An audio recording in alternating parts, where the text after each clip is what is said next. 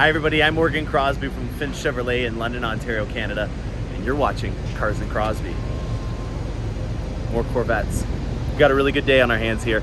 We're going to talk about magnetic ride control, and then I'm going to show you twins from a different generation. I'm very excited to show you these twins because I've never seen such a bang comparison, and it just so happens that it's between my Corvette and another Corvette that I just purchased. We got an all Corvette episode on our hands today. We've got a new Corvette coming off the truck. We're gonna have the Stingray R graphics on this specific Corvette, so I'm excited to see what that looks like, as it's our first time installing that. It's a hardtop convertible in torch red. And then after listening to Corvette Today's podcast today, I wanted to talk to you guys about magnetic ride control. Jim Miro, who is a legend in terms of developing Corvettes and did his grand finale with the C7 generation, talked a lot about magnetic ride control. And one thing in particular that I wanted to talk to you about was buying a non-Z51 and putting magnetic ride control on it. It was one of the most uncommon options. It was the least most popular suspension of them all. The 21 model year was the first time that it was ever offered as an option. And I just want to go over with you guys the value that I see in that. I'm not trying to convince you guys to spend more money, but I'm trying to convince you guys to have a better experience. So we're going to talk about this Corvette. We're going to see some twins from a different generation, and then we're going to talk about magnetic ride control on this all Corvette episode. Stay tuned. I got a great one coming your way. All right, guys, I'm here with Chuck, and I have to ask you the question that everyone's going to want to ask you. Did you happen to hear about a fire that happened on one of the trucks? Did you see anything about it? No, I didn't see nothing. Well, I'm trying to figure out what I can about it, but there's not a lot of info right now on the internet about it. Now, tell me a little bit about your truck. You mentioned that you got a brand new rig this year? Yeah, it's a 2020. No way. So are there a lot of new ones that are getting replaced right now? Yeah, we're supposed to be replacing the whole fleet in the next 2-3 years. Oh, wow, that's great news. Yeah. Well, that's exciting to know. So you got a brand new rig. Do you like it? Is it a big difference? Yeah, it is. And is there any differences in terms of what kind of equipment you use for car haulers over a regular... like do the car haulers require a different kind of truck over what a normal Freightliner that you would see in a 58-foot trailer would have? Yes, there's a big difference between these. Is it the cab height or what is it? Cabs are lowered, the front end's lowered. Wow, that's cool. Right on, man. Trying to make them lighter. And you like doing this? How long you been doing this, man? I've been hauling cars for 20 years. Good for you. Yeah. Well, thank you very much. We got a nice torch red coming off the truck today. So that's interesting. I still have no idea what happened with this fire. If you guys are just catching up on this, there was an unfortunate event that happened in Tennessee. And the one question that I have to ask is, what happens to those Corvettes that burn down in that? Are they going to go right to the front of the line? Are they going to get their Corvette immediately preference? Somebody chimed in, I forget your name, I apologize, about a Ram truck that caught on fire, and apparently Dodge made it so that their orders went right to the front and they got fulfilled. So I'm very interested more than anything in figuring out what's going to happen to those people because it's very heartbreaking to find out that their order was fulfilled, it was built, and it was on its way to being delivered, and then in Tennessee it unfortunately burned down. So stay tuned, we'll find out more about that. Here is your first look at the twin that we're going to do. I'm going to show you this more. We got a little bit of Canadian road rage going on over there. And then Chuck here just brought us a nice hardtop convertible for us to unwrap. So I'm gonna unwrap this, inspect it, make sure everything's good, and then I'm gonna get all three of these Corvettes set up together. Thanks a lot, Chuck. I appreciate everything, man. All right, she's all wrapped. She looks perfect. Chuck, I really appreciate everything you do. I really thank you very much for everything, man. Keep it up. Keep delivering us some awesome vehicles. And if you find out anything about that fire, can you let me know next time? Yeah, I will. I'll give you a call. And what's your best story that you've got after 20 years on the road? yeah, there's not a whole lot of good stories. Yeah? Oh, that's a shame. It's just all the dumb cars that want to cut you off and stop in front of you. Are they always staring at the Corvettes on the road trying to take photos? They are, yeah. And when they take the photos, they start steering in your lane, don't they? Yeah. Yeah, that's funny. Well, thank you very much for what you do, man. And I can't get enough of these things when they come off the truck. Thanks again, Chuck. Thank you. Okay, guys, first and foremost, I apologize for the quality. It's kind of ironic because the thing I was actually trying out was high dynamic range Dolby HDR. And it's a new feature that's on the iPhone 12 Pro and the 13 Pro. This is the 13 Pro that I'm shooting on.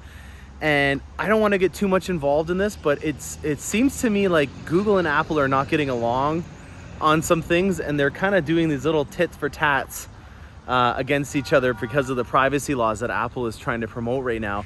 And Google uses this as an income to try to, you know, advertise and sell. And so they pick little battles. And I've learned through, you know, forums and stuff like that, that when you put it in HDR, the YouTube platform does not support that. And so it comes out very oversaturated. So the first part of that video and all of my previous videos I've had to do without HDR, even though I've had the capability, because I don't have Final Cut Pro or one of those high-end fancy editing systems just yet. That is the next step.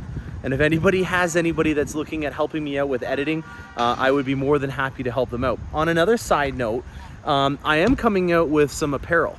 I want to come out with things that are not just, you know, slapping my logo on and calling it a day. I really want to make sure that if I'm going to come out with something, that it's something that, you know, I would wear and that is functional or has some thought behind it. So I forgive me for not just being able to go out and get a Jill Dan shirt and slapping Cars and Crosby on it. I want to put some thought into this and make sure that when I do come out with something, that it's something that you're actually going to want to wear, and you're not going to, you know, just bring out to a Corvette event or something like that, because it's very one-minded in its style. So not that I'm going to add fashionista design apparel to my name, but if I'm going to do something, I'm going to do it right. I guess that's what I want to say. So for all those people that have been interested in that kind of stuff, there is some stuff we're working on, and I'm excited to show you when it comes about. So we're going to stick to this non-HDR format for now. And if anybody has anybody that's in the video editing background that wants to give me some feedback, I'm very, very open to learning about that. And I am going to be making the next step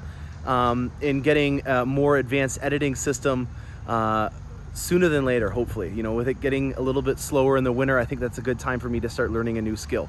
So let's get to the meat and potatoes. I've got twins. I'm very excited about this. I never thought that this would be something that would come about, but it has, and I'm really, really excited to talk about it. We got a little cameo here. Just a regular Stingray. I think that one's about to get wrapped bright green, so that'll be interesting. Think lizard green. Google that for a Porsche 911, and that's what that one is going to look like in a little bit. Twins. I sold the Long Beach Red Metallic Grand Sport, and this trade-in, I said to the guy, I want this trade-in. It is a twin to my Corvette, guys. Check this out. This is a ceramic matrix gray Z51 automatic 3LT in a 2019 with 10,000 kilometers on it. And well, the accents and the styling are bang on to what I do with mine.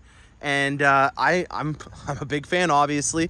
Now, there are some subtle differences, so I'm going to go through them with you. He did take off the badging here. We do have the Corvette logos. He also put overlays on the taillights. So I have them down in here. We can put these back on, but for safety reasons, when we safety the vehicle, we can't put these overlays, which go on like this, on the Corvette. We have to take them off. I know that's a crummy thing to do. You'll see there's the two-sided tape that he was using to keep them on. For safety reasons, I've already gone on a rant before about this. We had it on a C8 that we had traded in here that had already got all of its accents blacked out. I don't want to go into more detail about it. You'll scroll back, you'll see the episode that I did on that, and you'll get my answer on what I think about that. Now, I did the mirrors and the spoiler in black, and this one doesn't have the ground effects on it, but that's not to say that you couldn't do that.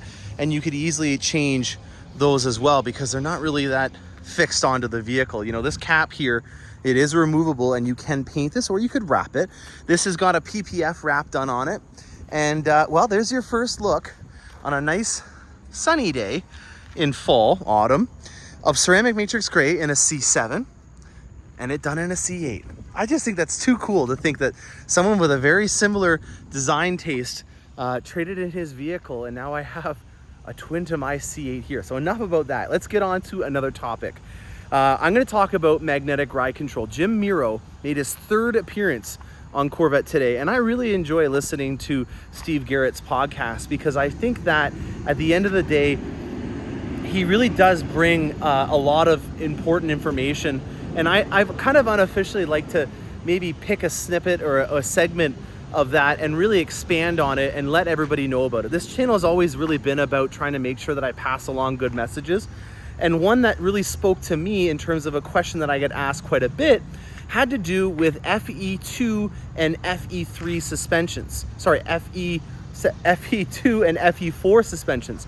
So those are the magnetic ride control suspensions. And the question is, if I don't get the Z51 package, do I need to get the magnetic ride control? And the answer is yes. I hate to say it, I'm not trying to get you to spend more money. I'm always looking at this as a cost-benefit analysis. And I think Jim Miro has further backed up what I always thought was the case, and I'm really excited to pass along what he had to say. So he talked a lot about how there's actually more applications with magnetic ride control in terms of dampening and suspension work that will be beneficial to when you're in an urban environment, so on the streets or the non-track environment, than you do have on the actual racetrack.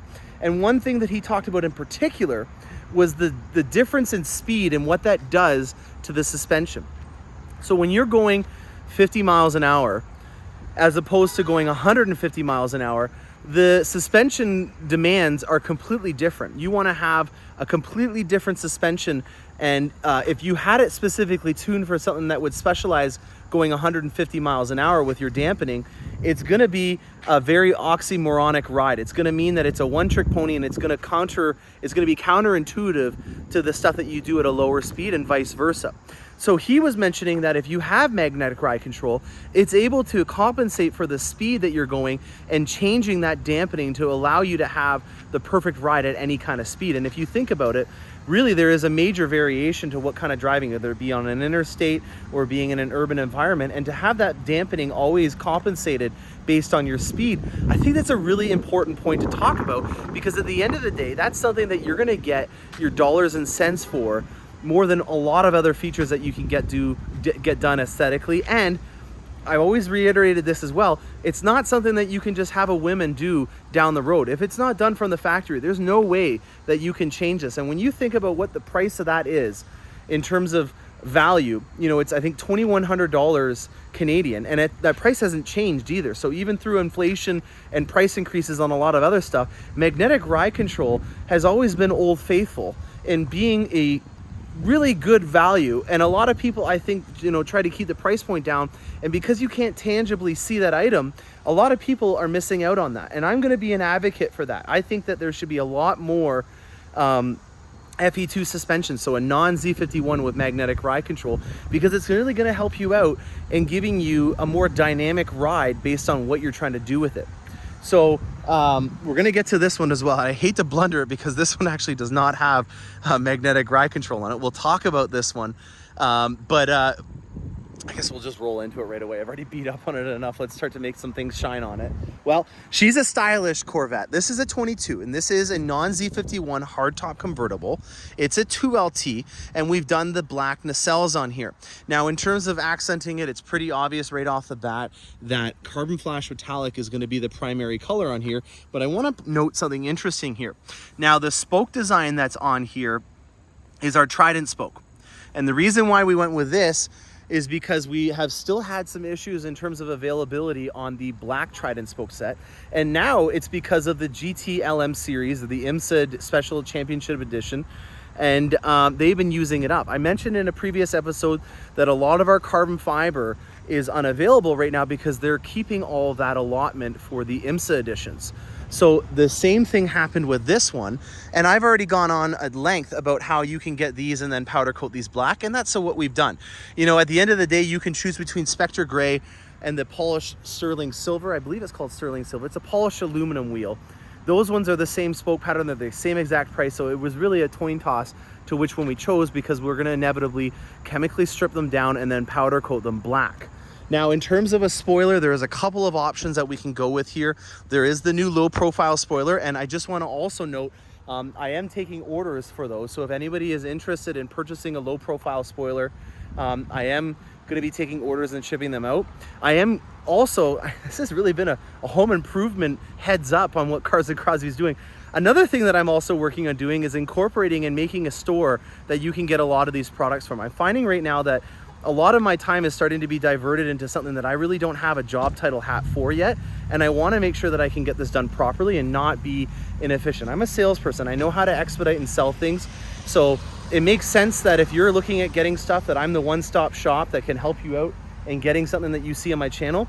And I don't like to butter the bread both ways. I'm not trying to do this to try to make an income. I'm trying to do this to accommodate and make sure that everybody that watches my channel gets their fair share of information and can immediately get it for their vehicle. So it's not a matter of me trying to, you know, come up with a bunch of stuff just to sell for the sake of the money. It's more for the passion and the sake of helping me out and letting manufacturers know that I'm the one that kind of helped you out and educating you on that stuff, because I get a kick out of that.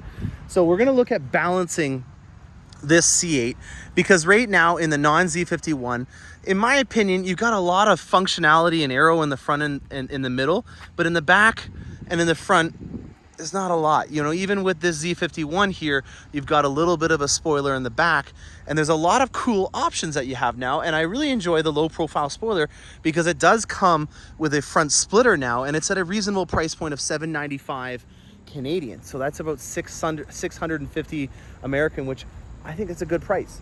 Now, torch shred, don't need to go in about that. Love the color. 25% of you guys chose this color. And a lot of the people are also choosing the nacelles to be painted, which I think is just an amazing option. In the inside here, we have a GT1 seat in Adrenaline. One of my favorite things about this seat package is that you do get the red stitching. It just makes it look all that more professional. And because it is a 2LT, you also get the nice, beautiful Bose Performance Series sound system. And you'll see that the non-carbon fibre option in here goes well with your brushed aluminum speaker covers as well, and also your door sills. So, you know, I've gone on the lengths about how carbon fiber is a friend and a foe at the same time, and you really got to be careful with how much you use it. And the nice thing is that if you don't put carbon fiber on the inside, they already accent all the other 2LT options, like the engine cover, or sorry, the speaker covers in the same kind of finish, to kind of make it all make sense. They're really good at doing that and not making you feel left out just because you didn't order an option. I think that's a lot for one episode. I hope you guys enjoyed that little twin segment. I apologize about the oversaturation at the beginning of this episode. I'm not a computer whiz yet with this kind of stuff, but I'm trying to learn. If you have anybody that's interested in giving me some advice, or even a company that I can work with, that would be greatly appreciated.